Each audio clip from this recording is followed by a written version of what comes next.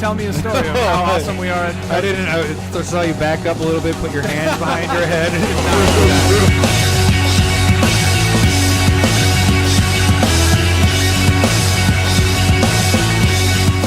Life is a resource here on Commander Smith's Creatures, Instance, Vehicles. It's a Commander Blur. Might win a coin flip or rewrite deck lists. Commander Smiths, woo! Every week they're out there making Commander Smiths, woo! Nice. You like that one? I like that one a lot. You know, for the long, it's DuckTales, by the way. Yeah, DuckTales. But who's it actually by? Does it have like Disney? Disney owns the rights, I'm sure. Disney did it. The funny thing is, like, the beginning of that, I was like, man, this is gonna be one I have no effing clue what he's singing. I have no idea.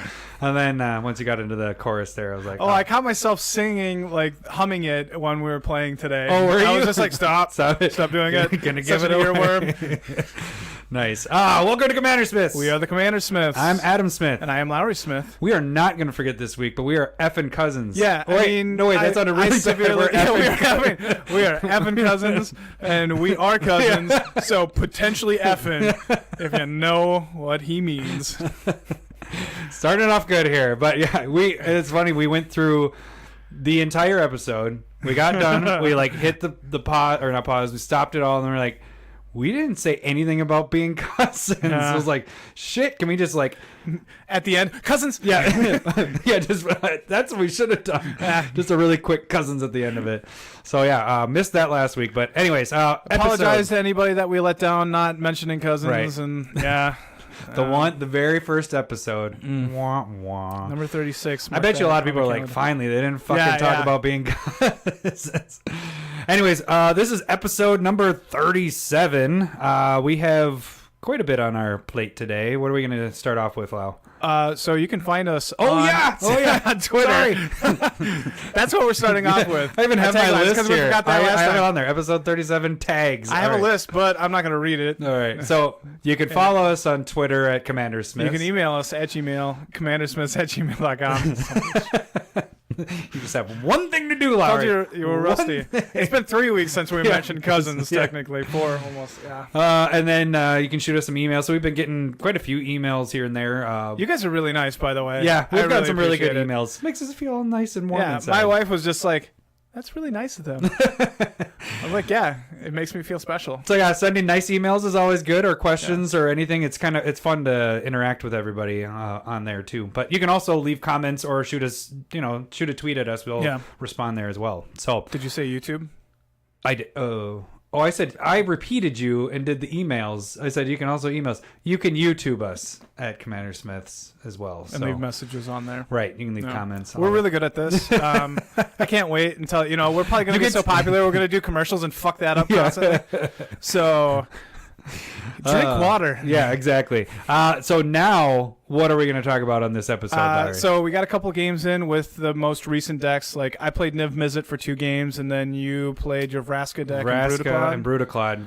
Very fun games. And then we'll talk about that in a little bit. And then we will also we're actually going to get into our core cards for Commander. But we're going to talk about the top game winners. Game winners of each color. And we're actually going to break it down the top color. 3 for each color, and then each color topped. Yeah. And then now we're going to top card and top group. There's a lot of topping there. Is there a senseis in there? No. There was not, sadly. So yeah, basically we're organizing all the stuff we went through. So we went through artifacts in all 5 colors, which are the core cards of Commander that we have done up to this point. So we're not doing any multicolored cards. Right. We're not doing lands or even colorless cards, which would be because we didn't talk about Eldrazi style. Or so we'll eventually get to that. And we're arranging each one of those as the top card. So we're going to count down all the way up to our top card.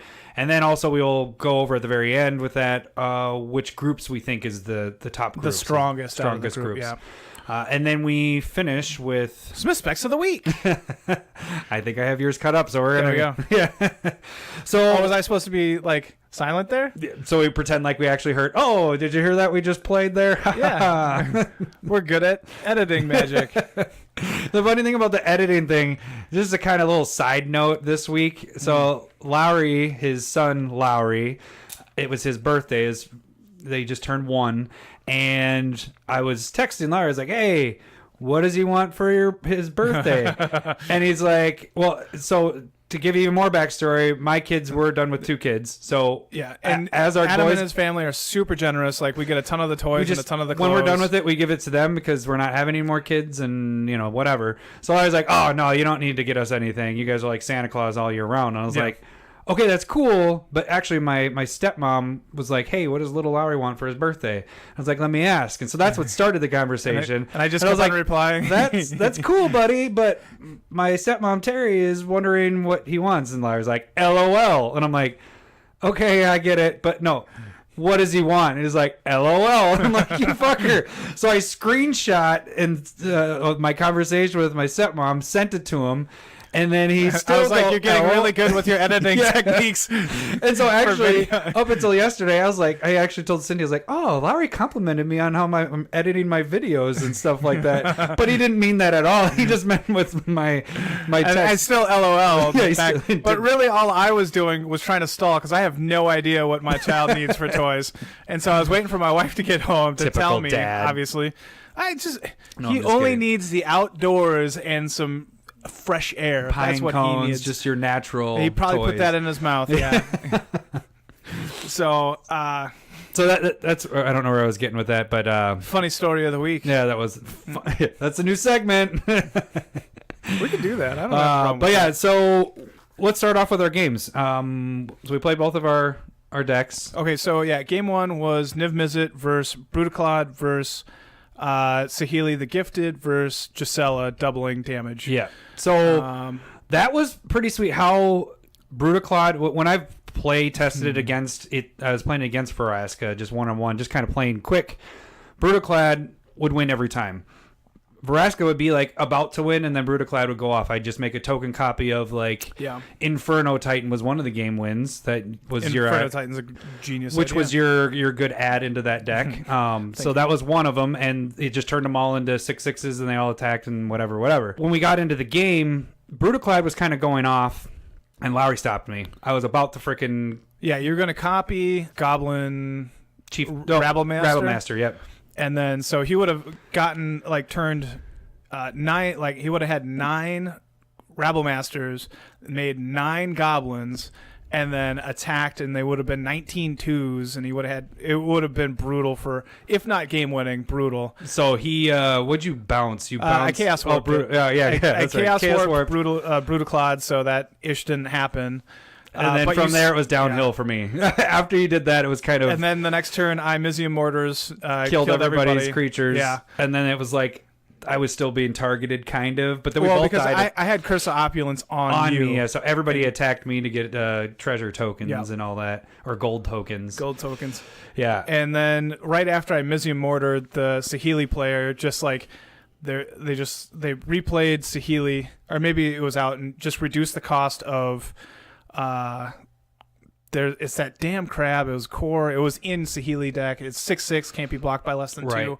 And then when if it dies, it does 6 damage to a player or a planeswalker. And then he played Darksteel Juggernaut. But then Gisela was out too. And then Gisela came out that next turn. And I was like, man, if that Scuttling Doom engine, if that dies, it's 12 damage to somebody. And it was like, I was already. I don't know. It's a dirtling deck, so I didn't do a whole ton. I felt like I was just kind of controlling what's going on. Yeah. Well, and then what actually did us in was the Saheeli deck, which was Tyson. He ended up playing a Brudiclad. At one point, I exiled Lowry, two of Lowry's things because he was trying to make a bunch of little 1/1 Island Walk Squids with that one. I wasn't trying. I was going to. And I exiled that and his commander, his Niv Mizzit, and then I exiled Tyson's... the dude that would have done 12 damage to the face. Yep. And then also I got rid of Gisela. Yeah. But so needless to say, Tyson had a 4/4 token. Turned them into 4/4 Sphinxes. And then he had a bunch of tokens, gold The tokens gold that he was tokens. getting, and all these other tokens. So we ended up with like 5 4/4 Sphinxes. So he wiped me and Lowry out at the same time. We're like, oh, damn it. That didn't work out well. My Brudiclad, it wasn't mine. It was Tyson using Brudiclad. You bastard. So, Brudiclad technically, well, because he didn't win that game. Yeah, Gisela came back. It came down to like 3 damage to 2 damage. Yep. It's like, could you kill Gisela this turn? No, but I can kill everything. And then Gisela just dealt 2 damage. Yeah, and that's all he needed to do. How was that? I don't recall because I was dead. He got his. Oh no, I know what it was. It was Inferno Titan. Oh, played Inferno Titan. Yep, and that got him down. That is game. And so then we move into game 2, is when I played Vraska. Yeah, it was Vraska. I was Niv Mizzit again, and then there was another Gisela. Tyson, now Tyson went played with it. his Gisela deck, and then there was Krenko Mob Boss. Right. So Krenko was going kind of crazy. Krenko, I was down to 22 by turn 4. And then Tyson got one swing down 22 damage. He got him in one. Yeah, it was a lot of swings. And then Vraska ended up winning. I got Vraska out, but I had enough meat blockers there that it just kind of deterred anybody from going after you for the most part. Right. And then Vraska could have got killed, but the turn before I won, Tyson went Giselle at me and another creature. But he went for the damage because it was doing 18 points of damage. Yeah, you were at 42, and then that basically cut your life in half, and you were going to be dead the next turn. But the thing that we didn't realize, and you had asked me this before, but I totally agree. It was just a bunch of little 1/1 nothings. Yeah, so that felt really just not that threatening, and so nobody really paid attention to Vraska. I was getting a shit ton of land. Yeah. I was like, this is what it feels like to be Lowry. I just had land galore. I was like, I don't even care about I had so much always feels untapped. Really good when you're going. It was off pretty like that. ridiculous. But because I also had Oracle will die out, so I was able to drop 2 every turn. Yep. Plus the elves that I'm dropping are getting land and all that stuff, and then I'm using them for Vraska's ability. So that's I actually asked Lowry that a little bit, and that's what he was referring to. And it said, how did it feel with my deck? Did it feel threatening? Did it feel like you needed to get it under control? Because I don't want it to feel that way. I want it to just feel like, oh yeah, there's a bunch of little crap over there. I think the thing that I would have learned is you got to keep an eye on Vraska and somehow make sure if she pops off like she did, she ultimated and he had enough creatures that just got through everything. And we each got hit by even though Lowry was still able to pop 4 of them, 3 of them out of 3 of them. I could have stopped 5 if I had a spell I could have played, because I had a creature that untapped but pinged. I can't quite remember it. It's red blue colorless 0/1, tap to deal a damage to a creature or player. Your and storm untap it or the thing that you had out is what you're saying. And so he had an enchantment sleep with a pinger that could untap. And I had Maze of Ith. So I was kind of setting up a bunch of stuff, but I just had a ton of land in my hand and could not get out of that. And I also my deck felt clunky because nothing happened until turn 3. But I will say, and I kind of mentioned this to you before, your deck, once you got Niv Mizzit out, it just felt like it was something was about to happen, And then, what you had mentioned too is that you have to pay more attention because you have to pay attention when people are casting, because you missed one trigger. I missed Ristic Study triggers. I missed a bunch of triggers. But and that was the reason why I exiled that in the first game, is because you had enough mana sitting out that I think it's Hour of Need that you cast. Yeah, and I missed that trigger with Niv Mizzit out. So I need to learn the deck a lot better to make sure that I'm not missing triggers and just being efficient with it. But I think the other problem with Niv Mizzit is if you're not doing anything until Niv Mizzit's out, people go, oh man, that's a card when it comes down you're taking notice. Yeah. But without Niv Mizzit, you're in pretty rough shape. Yeah, you kind of were open quite a bit. And so, and I did it just felt like I wasn't doing a whole ton. Against the Goblin player, they had Goblin Pile Driver, and again they were attacking me for 16 damage on turn 4, and I just threw my Spellskite in front of Pile Driver. Yeah, because you just needed to not take as much damage. And then and then I was very not worrisome, and so they looked the other way. But I felt like I felt like I was casting all of my spells before Niv Mizzit just to kind of stay alive and be there.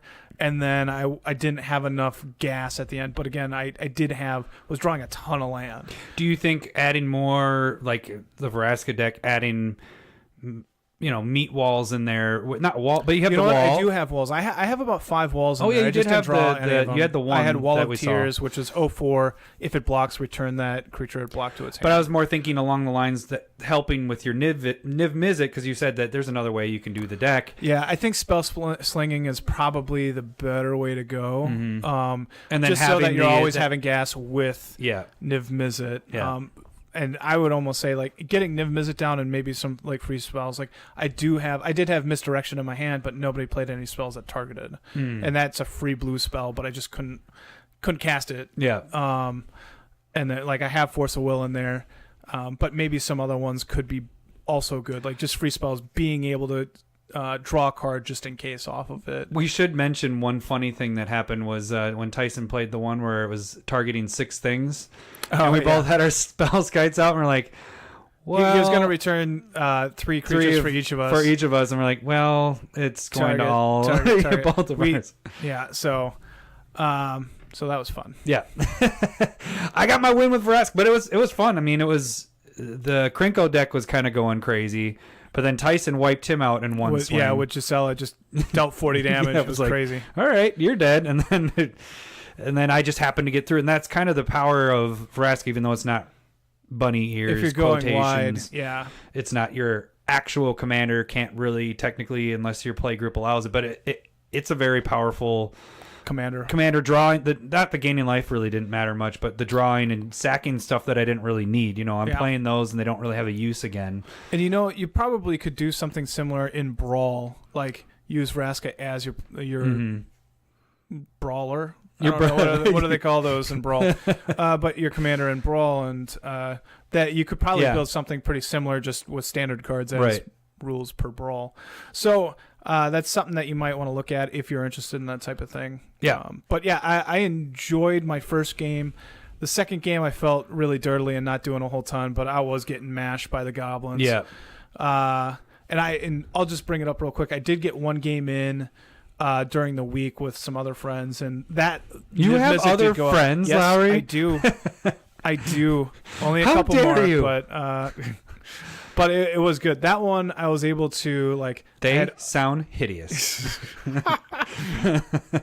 I ended up having Dak Faden, Arcanus the Omnipotent, and then I dropped Niv Mizzit, put Sigil of Sleep on it, and drew 5-6 cards, and returned all their creatures, and then they just kind of scooped. They're like, I can't do anything about this. Yeah. And I was about to windfall to be able to do a ton more because I had returned their stuff, so it was going to be draw 10 cards. Everybody takes a shit ton of damage. Yeah, it was working on all cylinders, so that felt really good. But it does feel a bit clunky. So if you're surviving and people aren't putting a ton of pressure on you, I think this deck is all right. But if you're kind of a little bit of the arch enemy of your crew, it might be a little too much pressure for it to be able to handle. So. Yeah, you could add it. Well, yeah, definitely. So, probably more board wipes would be necessary just to make sure. Do you have your Cyclonic Rift in there? I do not.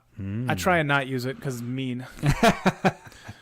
But I was thinking, I could easily put that in there. Mm-hmm. Blasphemous Act could be in there.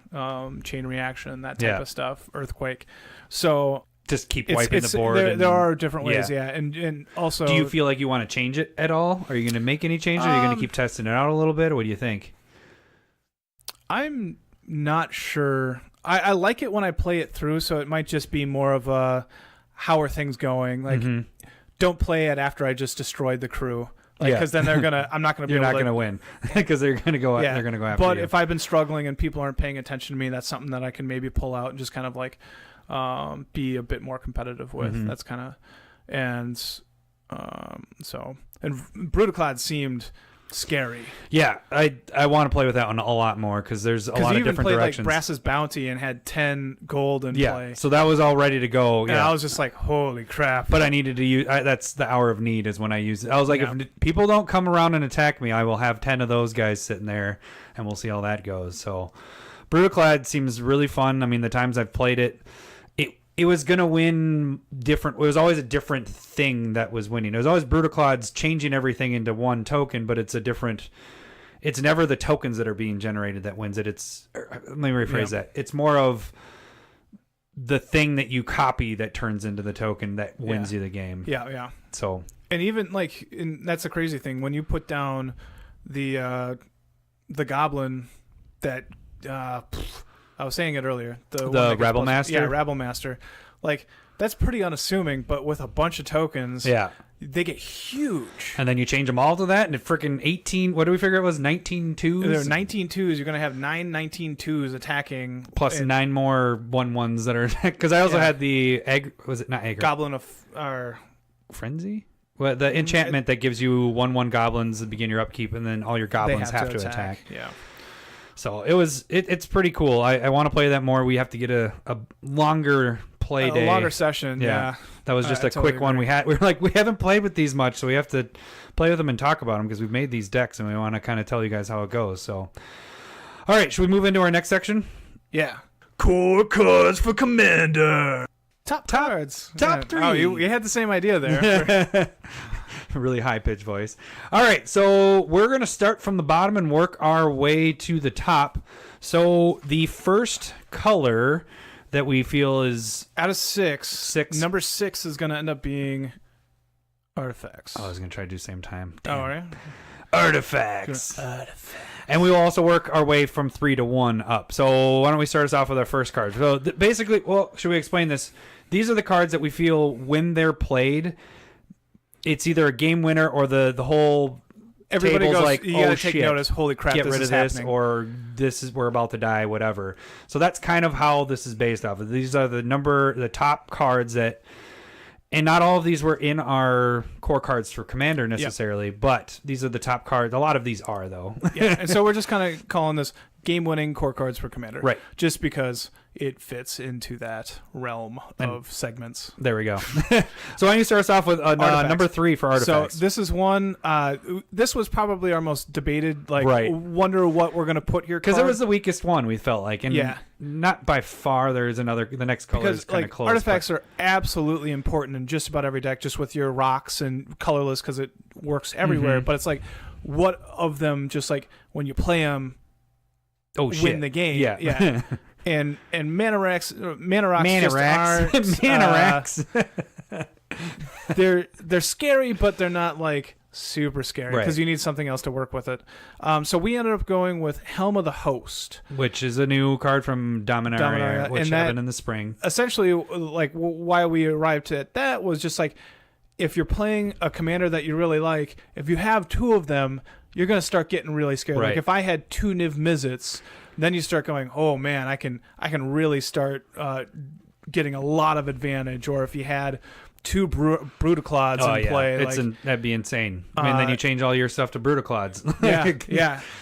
And they're not legendary at that point, and then you create more 2/1s, and they all have haste. And Helm of the Host just seems like every good legend that you want to put it on, you're like, wow, that'd be really good. Like putting it on Gisela today, or Krenko Mob Boss, like or Niv Mizzit, or any of again, the only one it doesn't work with is Planeswalkers, but there's other creatures that it would. I mean, if I would have put it on any of those elf dropping ones, it's not going to win me the game necessarily, but I'm getting more land, more ramp, more whatever. But it works with so many decks, and it just seems like, hey, if I put this on this legend, what happens? You're like, oh, that's really good. And so in our mind, that's a pretty scary prospect. And you're typically building your commander deck based off of a pretty good commander. That's the mechanic of it is why you're going to win the game. Having 2 or 3 or 4 of those is a lot better than just having the one. They compound. So this actually was a late add, and we were both like, yeah, actually that makes a lot of sense. So Helm of the Host makes our number 3 list. Number 2 is kind of a 2-part with it. We're cheating here, but they're kind of the same card. So it's Platinum Angel and Platinum Empyrean. So they're both, when they come into play, or when they're in play, you can't lose the game, or you can't lose life. Like, that's just a really powerful, unique effect. Kind of is the anti of, these are your game winners. Well, kind of. It says you can't lose. So, if you can do some way to protect them, you're not you're not losing. It losing. makes it really tough for people to like. You do become a focus when it comes down. People are like, wait, what? Yeah. You can't lose a game. Like, what if I get you to negative 2,000 life? And No. like, no, I can't. I still can't lose. Sorry. So it gives you a lot of power and a lot of swing there. Right. So what's our number one card? When you play Blightsteel Colossus, people get pissed. Yeah. Look, this thing's what is it? 12/12, 11/11, 11/11, infect indestructible. Like, you just can't stop it. Yeah. Like, if somebody's like, oh, I got this wall that's like a 14/14, or it's indestructible, like, it still goes away because of the -1/-1 counters placed on it. If you're one just jump turn blocking. kill, it has trample. Yeah. Like, you just have to block it, and you have to just lose your team. Yeah. Basically everything that you have. It's really good. Yeah, so that is by far the best artifact game winner card that's out there. It doesn't. If there's a way you get it haste, yeah, it could be almost that same, not same Yeah, turn. if you have there's like multiple Swiftfoot players. Boots or Lightning Greaves or Kiki Jiki or Yeah. Splinter Oh, Twin man. or like Splinter, but Yeah. Kiki Jiki. Yeah. That would be, yep, that's pretty crazy. So that is our top 3 for artifacts. And Infect just sucks. So. Yeah, Lowry loves that card. Number 5 is white, and we will start with our number 1 is Avacyn, Angel of Hope, and that just kind of. Well, that'd be number 3.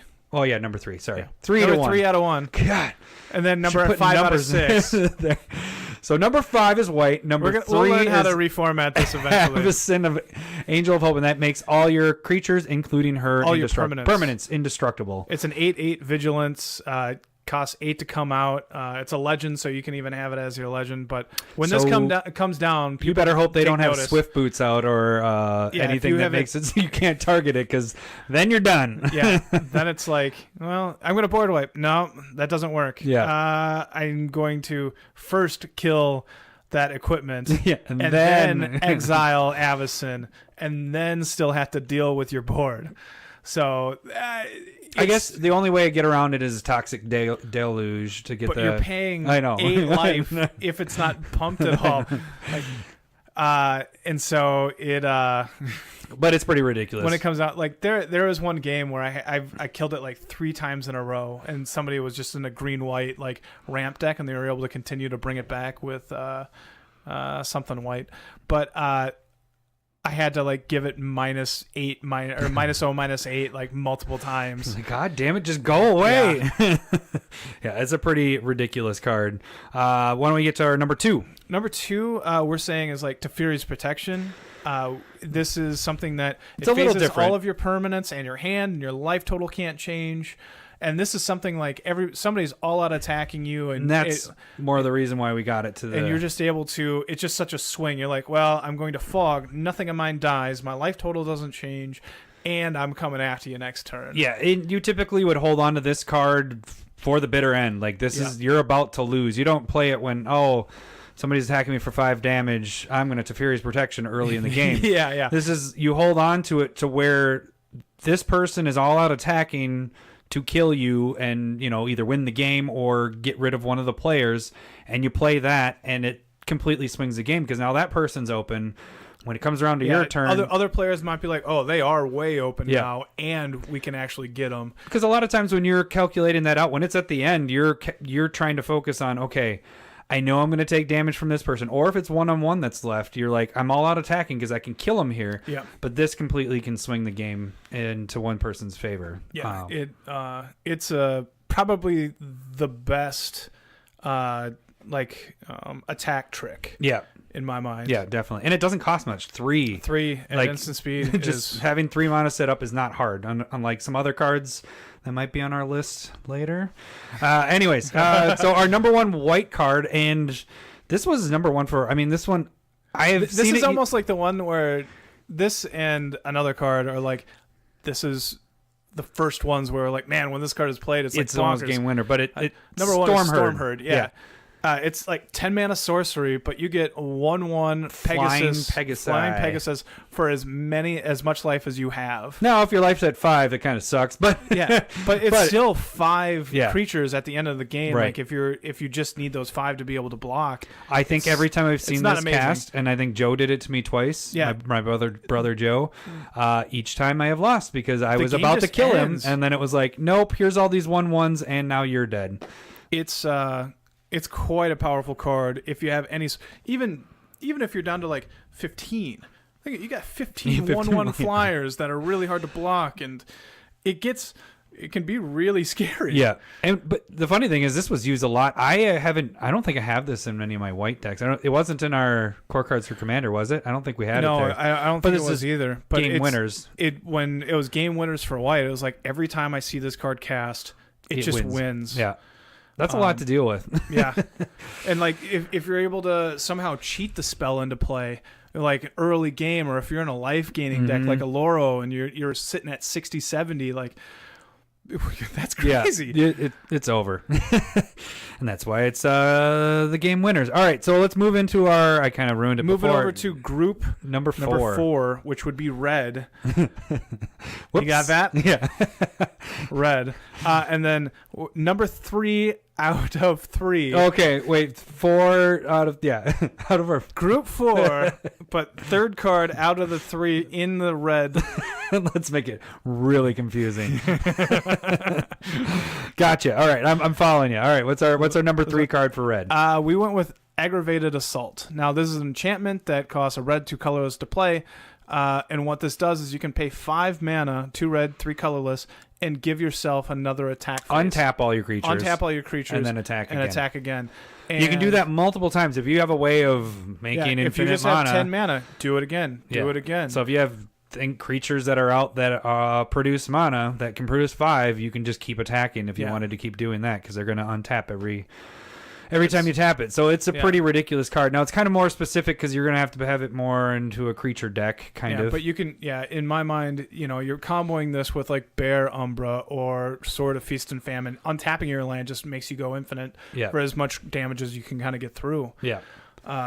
It works. And again, it's just a really good card on its own. And one of the recent decks out of our Commander Spotlights, I used this in the coin flipping because I need multiple attacks for using the coins to multiple, make the damage go up for if you have the Cyclops dude. You have another attack step. This works super well with Helm of the Hosts and like another one and another one, and it is. There's some crazy things you can do with it. Highly suggest this card. Yep. Number 2 on our list is this one. Red. We kind of talked for two for red.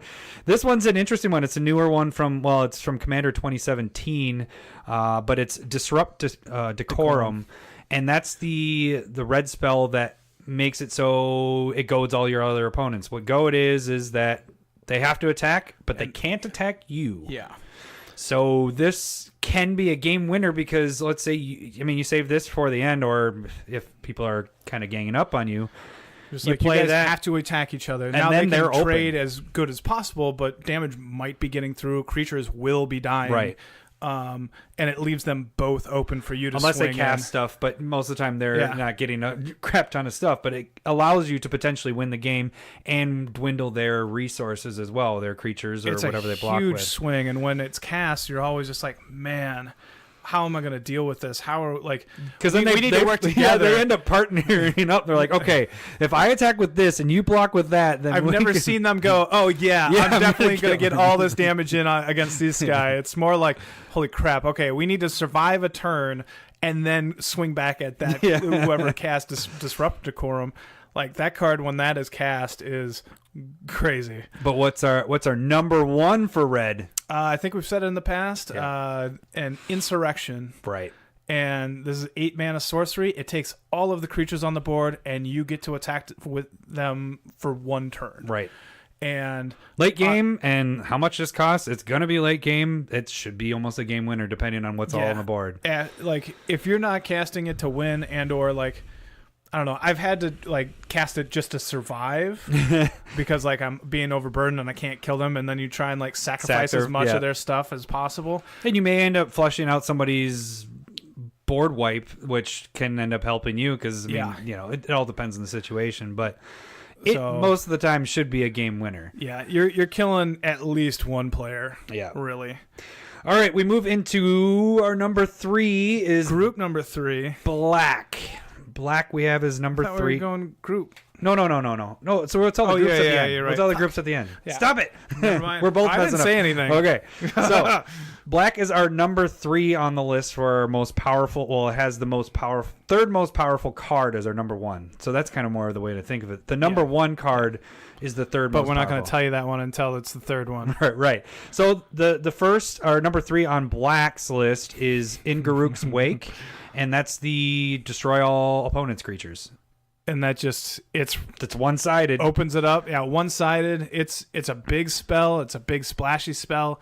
If you have anything that has death triggers, that helps you out a ton. Like, it can get like oh man, never mind. I was like, I had there's an equipment that's like one Blood Chief's blade or something. Oh, but it's where, like, for a vampire, if you yeah, have a whenever vampire, you get a 1/1 creature counter on it. dies, put a 1 or Yeah. a 2 in there. I've done that while I had it on a vampire, and So then they're just getting make it like a huge. 20/20, and you're like, I'm gonna kill you. Yeah. But yeah, to recover from this, I mean, most of these are really big spells because they're game winners. They're Yeah. not going to make it really cheap. But you play that late game, you should have a board state, and everybody else should. You kill everything of theirs, they're back to 0, and you're just ramping through everybody. So it's a pretty ridiculous card. Number 2 on the list of Black game winners would be Torment of Hailfire. Yeah. Because we're like, this card's pretty decent at the beginning. Like, it's a modular spell because it's an X spell, so you're able to kind of choose when you're going to cast it. Like, if you're basically dying and you're at like 6 mana, you could still cast it and do a lot of like just damage and wreak havoc on the board state. But if you're casting it at Late game. Garruk's Wake, Yeah. like everybody's Oh, doing yeah. 7, or if you even have more mana somehow, you just won that game. Right. You absolutely won that game. It's a pretty crazy. Well, and actually, we had it kind of debating between this and our number 1. So Yeah.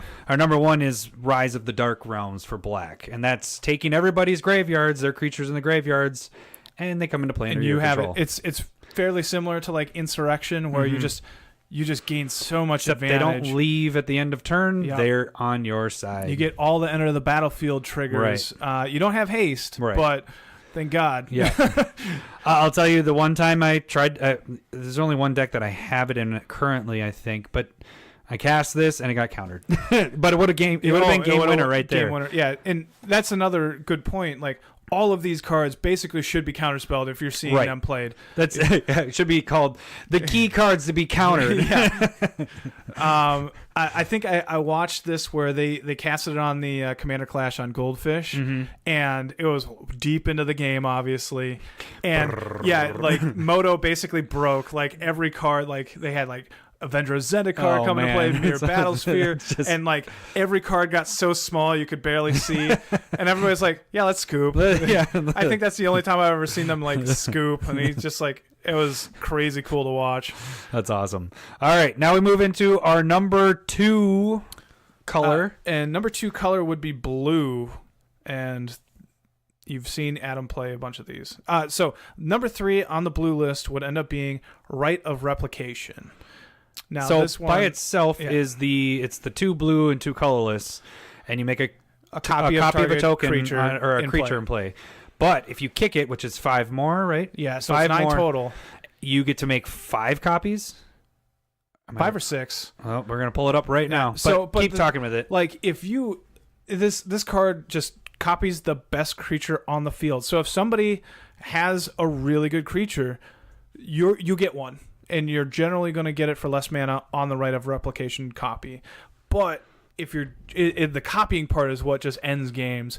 Like, just think any sort of Titan on the battlefield. So it's 5 total. Tokens. Yep. So after it's kicked, it's 5 tokens. So like, just come up with like Inferno Titan is played a lot. Have 5 of those come into play.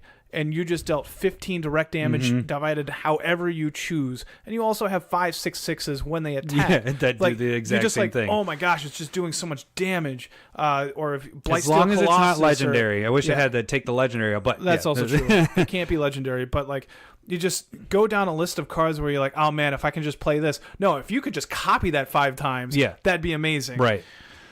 So, that's our number 3 for blue. Number 2 is Expropriate. What? I've gotten so many eye rolls and like from this casting this one. So this is the one where you vote, and you're basically voting for either they take an extra turn or they take a permanent from each of you. Yeah. And so for how many votes taking the permanent you get, that's how many permanents you get to take from each person. So no matter what, I always choose, I'm going to take another turn. Yeah. And then the other person, like, you could potentially, like, I don't want you to have any of my stuff, so take another turn. Because you get to choose what you're taking. And it's for how many times it gets, yeah. So if they vote 3, like if you have 4 players on the board and there's 3 of them, you vote for the extra turn and they all 3 vote for taking a permanent. Well, you get 3 permanents from... Is it 3 permanents? No, it's just one from them. From each. They get to choose what. But like if they're playing good cards, you just take their best permanent, and then you get to play with it the next turn. So it's almost giving you a little bit of haste. Plus you get the extra turn because you always get the extra turn. No matter what, I'm not going to take my own stuff. That's stupid. Don't do that. So Expropriate is our number 2 for blue. What's our number 1? You should say this because you've had it in every blue deck. Cyclonic Rift. This one gives people fits like no other card. You are returning every non-land permanent that your opponents control back to their hands, and it's instant speed. So you do it right before your turn, and everybody has a fistful of cards. And you just get to do whatever you want for multiple turns. Because oftentimes the first turn that they get, they play as many rocks as they can. And then hopefully they don't have to like discard down. Like I've had this where you cast it against me and I had like Elish Norn, Avacyn, and I was like, I'm sitting pretty. And then I just have a ton of like 5+ mana cards. And I'm like, okay, I can play 1, discard something, and then I'm going to do this next turn. Like...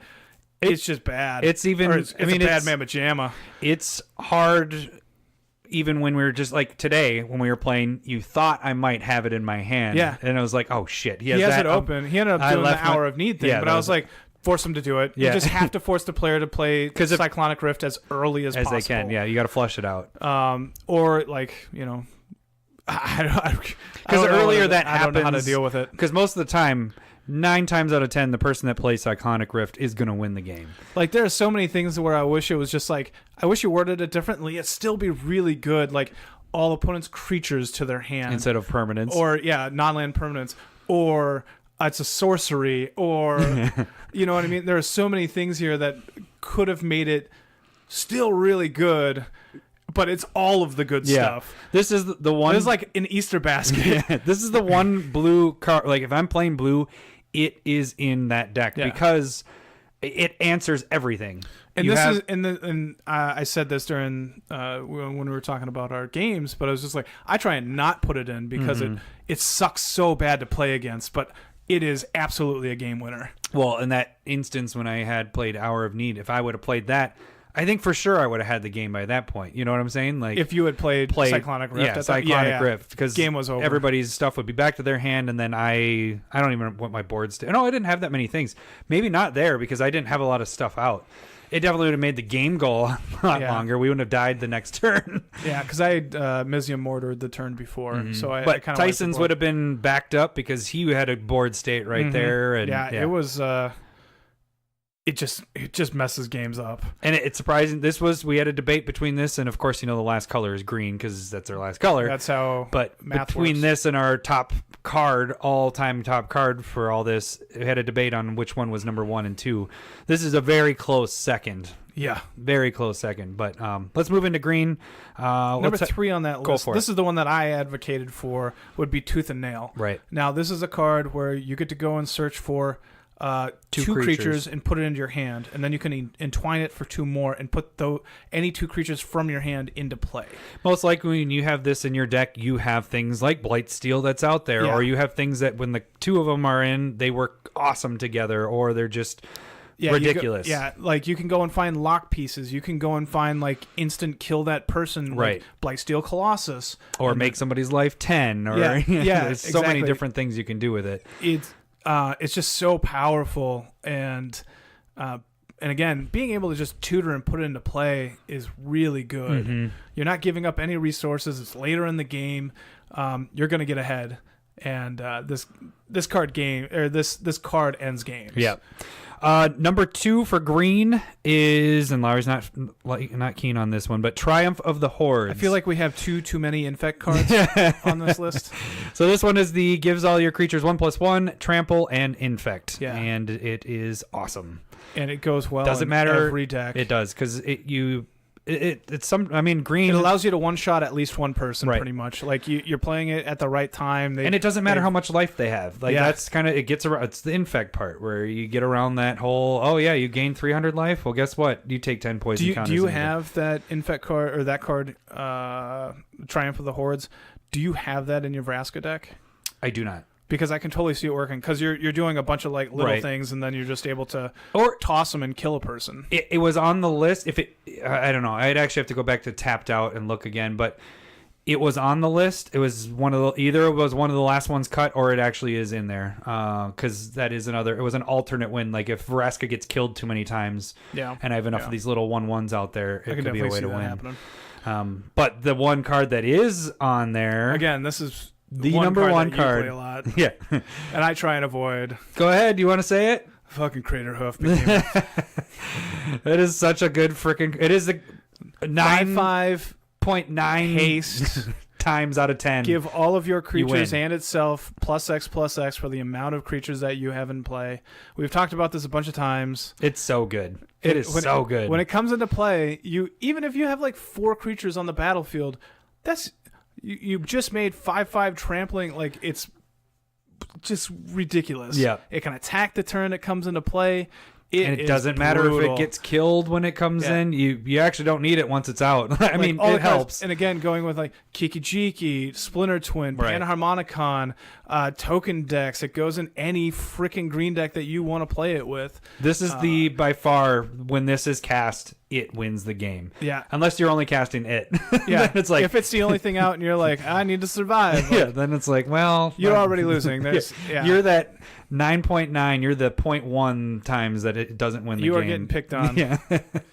This card, every time I've seen it, does something dramatic. Mm-hmm. Changes the game. All right, so that's our top list we did it by color, but for the top cards. Now, if we were to group these, we have a different.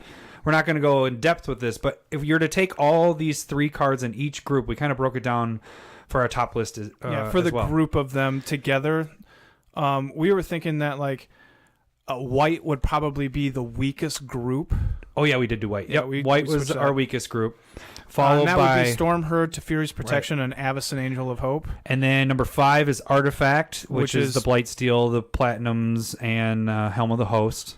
And then 4 ends up being red, which is Insurrection, Disrupt Decorum, and Aggravated Assault. And I think because of the first 2 is why red. I mean, those are such good cards. Those 2 you typically win the game with those. Aggravated Assault is good, but it's a niche thing. It depends on your deck type. It can and be everything. niche. Yeah, it works really well, really well in some decks. And then, but it's only a good card if you in have the certain creatures things. and stuff. And then number 3. It works by itself. All 3 of these are pretty freaking awesome, no matter when you play them. But it's blue. Blue's group is pretty good. Cyclonic Rift, Expropriate, and Rite of Replication. And then we ended up going for number 2. Group number 2, we went with green, which is Craterhoof Behemoth, Triumph of the Hordes, and Tooth and Nail. And kind of the same thing there. The first 2 are like, yeah, you play those, you win the game. Tooth and Nail is most of the time you are going to win the game with that. But it's kind of, it doesn't compare to what black is. Black is, of course, our number 1 because that's our last one. But black has 3 cards, all 3 of those. And you're just like, hoofda. Yeah, it's completely one-sided.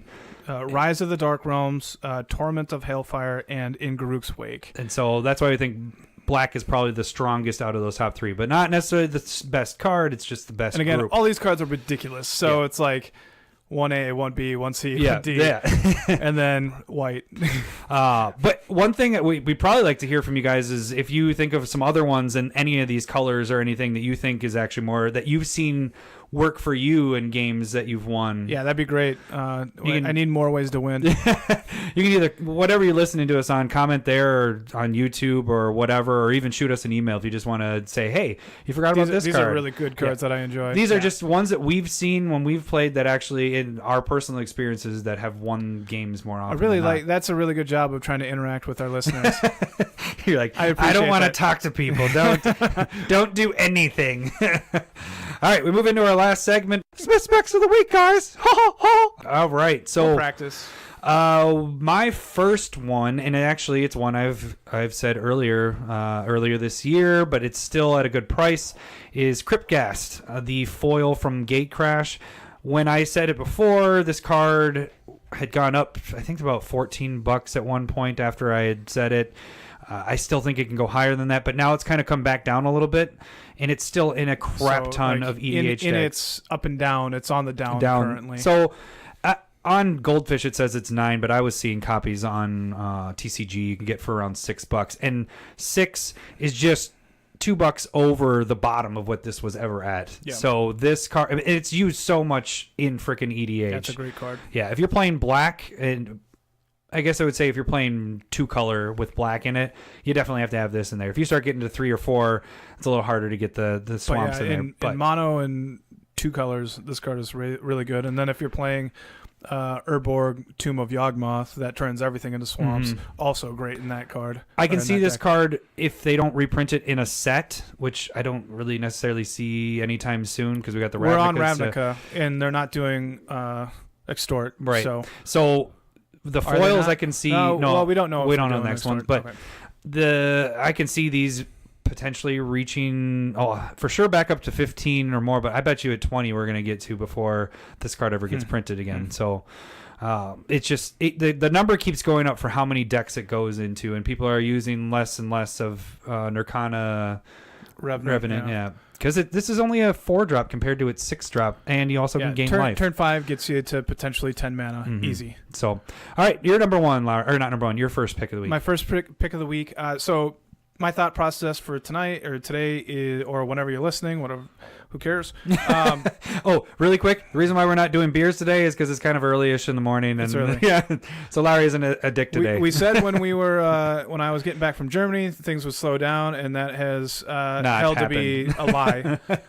You're a liar. Another thing that Adam promised that we can't maintain, and Adam promised. That's totally Adam's fault. But my thought process here was Guilds of Ravnica has been out for a couple of weeks now. And there are some rares that are quite good that are undervalued in my opinion. And the first one that I think is really important here is Response and Resurgence. This is the red-white rare split card, and I'm mostly focused on taking an extra combat. Now, it doesn't untap your cards, so you kind of have to play this in your first main phase so that you get the second attack step. But every spell that allows you to take an extra combat, hence the aggravated assault aspect of this too. Every card basically that allows you to take another turn is $5-ish. This card foil is like around $1.50. You can find this for 50 cents or less for just non-foil. This card, in my opinion, will work its way up to 4 or 5 long-term spec, obviously, but. And I can contest to that because of like I said, the flip coin deck. I looked at all the taking extra combat stuff, and those are definitely a lot more. Those are the ones I spent the most money on that I didn't have, and I totally agree with that. And another thing, I know I think I've mentioned it a couple times over the last 6 months, but it seems like they're adding in more and more before like combat triggers. Things happen before this happens before you attack, like. Well, Brudiclad, or when you attack. You have the new Goblin, whatever that one, making the Goblin at combat. Oh, War Boss? Yeah, and then Not the War Boss. Is that? Oh yeah, it is the War Boss. Yeah. But you also have that with Rabblemaster, and you have it just seems like they're working with the beginning of combat more and more. Helm of the Host, stuff like that. As they come to mind, we say them, but they are becoming more and more common in my opinion. No, I totally agree. Foils for $150, and also you have and you Plus also have the condition removal if you need to use it, and that's awesome to have in EDH when you have that option. So in my mind, way undervalued. Right. All right. My second pick is Fatal Push. Now it's for the Friday Night Magic promos, which are foil. We didn't have this on our list for our rotating specs, but it's definitely a good card. It's used quite a bit. This is a great card modern. Yeah, I was going to say, normally I do the picks for EDH and everything, but, if I'm trying to make you guys money, but, all cards are on the table. So this card, I ended up picking up 4 of them. Right now you can get them for under $6. And you look at the actual foils of Aether Revolt, and they're at $18 $16 right now. Yeah. So you have a $10 difference between these, and personally I actually like the look of these better than those. Yeah. So, and I think a lot of people, like when I'd watch videos of people playing, it was generally they wanted the Friday Night Magic promos. Yeah. This is a lot closer to the non-foil version. So this is the nice middle that you have a lot more room to grow. Definitely. So pick those up. All right, Lowry, your second pick. I'm going with Midnight Reaper. So this is kind of like in my opinion, under radar card. It's a 3/2. Whenever you have a non-token creature die, you draw a card and lose a life. And this is just basically a death trigger that you're gaining card advantage of. It's a replacement effect. It's a 3/2 for 3, which isn't a bad thing. It's a zombie and a knight, which are both relevant right now. It can be relevant in standard. Not necessarily is, but can be. I can see this actually working with my Vraska, because Vraska, I'm not necessarily sacrificing my tokens. I'm sacrificing the elves that I bring in. Yep.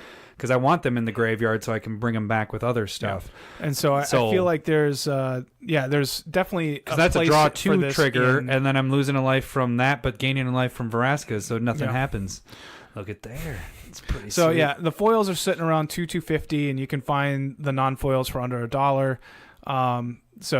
Again, I feel like this one's pretty undervalued at this point, and it's probably, all of these are probably slow growers at this point. Yeah, it has an ability to be abused by sacking stuff, killing your stuff, and taking advantage off of it. All right, my last one is Growing Rites of Itlimac. Now, this card is more and more being used. I actually thought this one would start spiking before, so that's why I'm kind of like saying pick it up now. You can go for any version of this, and I think it's a good buy. You could go for the non-foils, which are sitting about $6 right now, $6.50. You were saying you could almost find them. Oh no, I saw them at a car store for $5. That's right. Yeah, and and that's the thing is, I think you do some research, you could find these for cheaper than that, but they are kind of on the rise. I actually personally picked up myself the buy a box promo ones, which has different art, and we've talked about that before.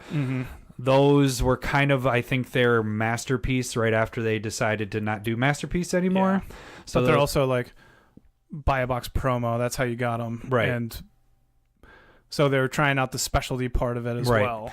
So, but the different art is pretty sweet, because actually if you get all these flip cards of the buy a box, they go together as a map. They create a map. Yeah, so it's really kind of sweet.